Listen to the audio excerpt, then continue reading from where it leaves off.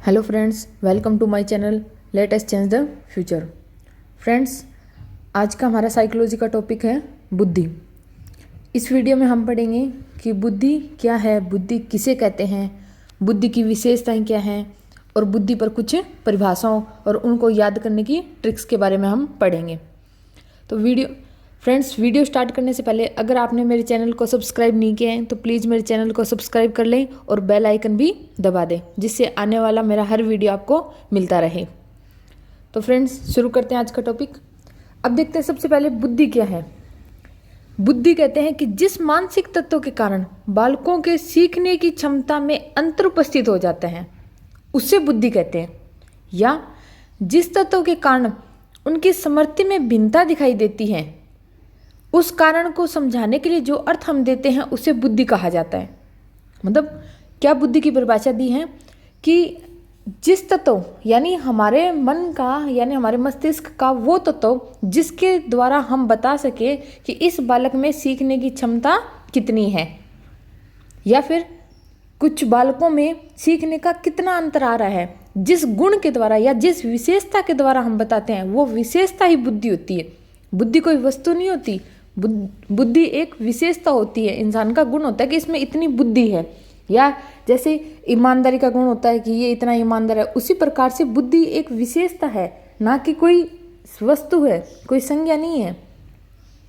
तो बुद्धि की क्या परिभाषा हुई कि अपने मानसिक तत्व, ऐसा मानसिक तत्व जिसके द्वारा बालकों के सीखने की क्षमता में अंतर उपस्थित हो जाता है उसे कहते हैं बुद्धि। अब हम पढ़ते हैं बुद्धि की विशेषताएं क्या क्या है। बुद्धि की सबसे पहली और इम्पोर्टेंट ये विशेषता है कि बुद्धि जन्मजात होती है। क्या होती है? जन्मजात, यानी जो बुद्धि होती है जन्म से ही बुद्धि सबको मिलती है, यानी सब में बुद्धि होती है। लेकिन कोई इंसान उसका विकास कितना करता है ये उस पर डिपेंड होता है। अगर आप बैठे रहोगे, पढ़ाई नहीं करोगे तो बुद्धि का विकास नहीं होएगा, या पढ़ाई नहीं कुछ और भी काम यानी बुद्धि का उपयोग में नहीं लोगे तो उसका विकास नहीं होगा, और ज़्यादा से ज़्यादा उपयोग लाओगे तो वो उतनी ही विकास करेगी। यानी बुद्धि क्या होती है? जन्मजात होती है, और ये एक प्राकृतिक तत्व है, ये प्रकृति द्वारा अपने आप अपन को मिला हुआ होता है। दूसरी विशेषता है लिंग के आधार पर बुद्धि में कोई भेदभाव नहीं किया जा सकता। यानी हम ये नहीं कह सकते कि लड़के की बुद्धि तेज है या फिर लड़की की बुद्धि ज़्यादा है या किसकी कम है। ये हम लिंग के आधार पर इस प्रकार का भेदभाव हम नहीं कर सकते। ये एग्जाम में पूछा गया क्वेश्चन है कि 4 ऑप्शन दिए हुए थे, उसमें से एक ये था कि लिंग के आधार पर बुद्धि में अंतर होता है, तो ये ऑप्शन गलत था। यानी बुद्धि की क्या क्या विशेषताएं हैं उनमें था एक क्वेश्चन। अब एक सबसे इम्पोर्टेंट एक रिलेशन है, ये ध्यान रखना कि अध्ययन सृजनात्मकता के व्युत्क्रमानुपाती होता है। कैसे?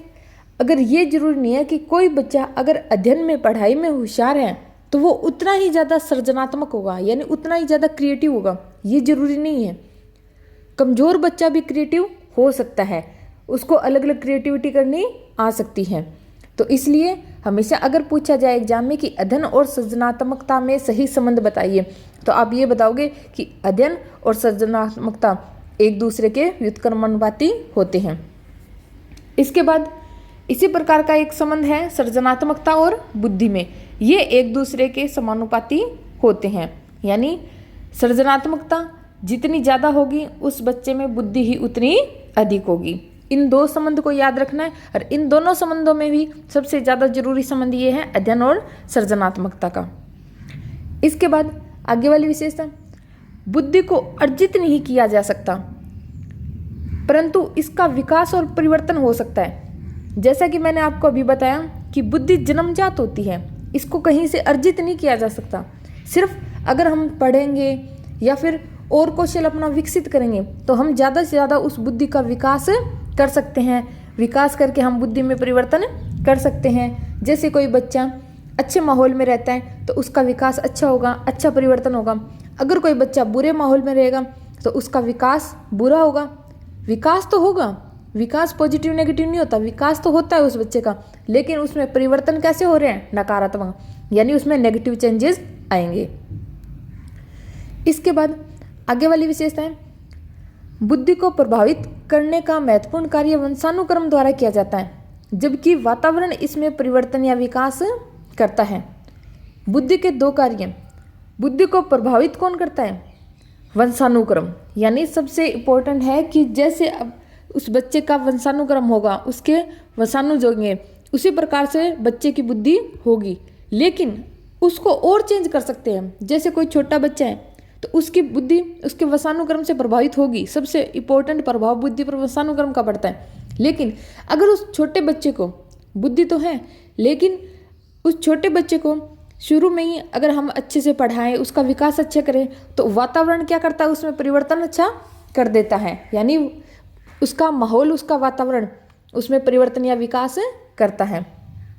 यानी प्रभावित करने का महत्वपूर्ण कार्य वंशानुक्रम ने किया, लेकिन वातावरण क्या करता है, इसमें परिवर्तन या विकास करता है। इसके बाद आगे वाली विशेषताएं। बुद्धि एक इकाई न होकर इकाइयों का समूह है। जैसे ये बात आगे हम बुद्धि के सिद्धांतों में भी देखेंगे कि बुद्धि कोई एक इकाई नहीं है। ये नहीं है कि एक चीज़ है, इससे कोई ये वाला काम होता है, यानी बुद्धि की एक इकाई से ये काम होता है, एक इकाई से ये काम होता है, ऐसा नहीं है। बुद्धि एक इकाइयों का समूह है, पूरी इकाइयों का समूह है। ये कोई एक इकाई नहीं है, यानी हम बुद्धि को एक इकाई नहीं मान सकते। इसके बाद बुद्धि का अधिकतम विकास मध्य किशोरावस्था में, यानी 15 से 16 वर्ष तक की मध्य किशोरावस्था में होता है। और ये बात वुडवर्थ ने कही है। ये बात एग्जाम में पूछी जा चुकी है। ये इस बात को दो तरीके से पूछ सकते हैं। पहला कि बुद्धि का अधिकतम विकास, वुडवर्थ के अनुसार बुद्धि का अधिकतम विकास किस अवस्था तक हो जाता है, तो उसमें भी ये ऑप्शन दिए होंगे, उत्तर किशोरावस्था, मध्य किशोरावस्था और पश्चिम किशोरावस्था। इस प्रकार से आपको ऑप्शन दिए होंगे। कोई बाल्यावस्था का भी ऑप्शन दिया होगा, तो आपको ये बताना है कि मध्य किशोरावस्था। एक तो इस तरह से पूछ सकता है। दूसरा तरीका पूछने का होता है कि किसके अनुसार बुद्धि का अधिकतम विकास मध्य किशोरावस्था तक हो जाता है। स्किनर ने कहा था, हल ने कहा था, वुडवर्थ ने कहा था, थॉर्नडाइक ने कहा था। तो आप क्या बताओगे इसका? वुडवर्थ ने कहा था। इसके बाद बुद्धि का संप्रत्यय यानी कंसेप्ट संज्ञा न होकर विशेषण है। जैसा कि हमने डेफिनेशन में पढ़ा था कि बुद्धि है एक विशेषता है, किसी बालक या किसी इंसान की विशेषता होती है। इंसानों की, जानवरों की बुद्धि कितनी है, ये उनकी विशेषता होती है, ना ये कोई संज्ञा नहीं है। यानी ये कोई चीज़ नहीं है कि भाई इंसान में ये बुद्धि नाम की चीज़ ये इतनी होती है, जानवरों में बुद्धि नाम की चीज़ ये इतनी होती है। इस प्रकार से नहीं होता। बुद्धि क्या है? एक विशेषता है, जिसे हम ऐसे गिन नहीं सकते कि ये इतनी होती है, ये इतनी होती है, इस प्रकार से। तो फ्रेंड्स, हमने बुद्धि की विशेषताएं पढ़ ली। अब हम पढ़ेंगे बुद्धि की परिभाषाएं, और इसके साथ साथ हम इनको ट्रिक से याद भी करेंगे। सबसे पहली डेफिनेशन है स्टर्नबर्ग की। स्टर्नबर्ग कहता है कि बुद्धि वह तत्व है जिसके आधार पर व्यक्ति में वातावरण में समायोजन स्थापित करता है। स्टर्नबर्ग ने क्या कहा था? बुद्धि वह तत्व है जिसके आधार पर व्यक्ति वातावरण में समायोजन स्थापित करता है। अब इसको याद कैसे करना है? यानी बर्ग ने बता दिया कि बुद्धि क्या होती है। उसने कहा था कि ऐसी चीज जिससे व्यक्ति वातावरण में खुद को ढाल सके, वो बुद्धि होती है। और अब इसको याद कैसे करेंगे कि बर्ग यानी बर्गर ने कहा था वातावरण में समायोजन करो। बर्गर ने कहा, क्या कहा था? व्यक्ति को, यानी एक इंसान को, व्यक्ति को कह दिया कि जाके वातावरण में समायोजन करो। इस ट्रिक से हम इसको याद कर सकते हैं। दूसरा है बिने। बिने क्या कहते हैं? बुद्धि 4 शब्दों में निहित है: ज्ञान, निर्देश, आविष्कार, आलोचना। इस डेफिनेशन को ऐसे भी पूछ सकते हैं कि किसने कहा था कि, या फिर बुद्धि को 4 शब्दों में निहित ज्ञान, निर्देश, आविष्कार और आलोचना में निहित किस वैज्ञानिक ने किया, किस मनोवैज्ञानिक ने बताया था। एक प्रश्न आपसे इस तरह से पूछा जा सकता है। या फिर दूसरा, बुद्धि 4 शब्दों में निहित है: ज्ञान, निर्देश, आविष्कार, आलोचना। यह परिभाषा किसके द्वारा दी गई है? तो एल्फ्रेड बिने के द्वारा। तो आप इसको याद कैसे करोगे? आप इसको ऐसे बताना कि इन 4 शब्दों के बिना, इन 4 शब्दों के बिना बुद्धि की परिभाषा नहीं होती। यानी बिने, बिना यानी बिने। कौन से 4 शब्द? ज्ञान, निर्देश, आविष्कार और आलोचना। क्या बताओगे? 4 शब्दों के बिना बुद्धि की परिभाषा नहीं होती। यानी बुद्धि की परिभाषा विनय ने दी थी 4 शब्द वाली। इसके बाद टर्मन ने क्या कहा था? अमूर्त चिंतन की योग्यता ही बुद्धि है। क्या कहा था?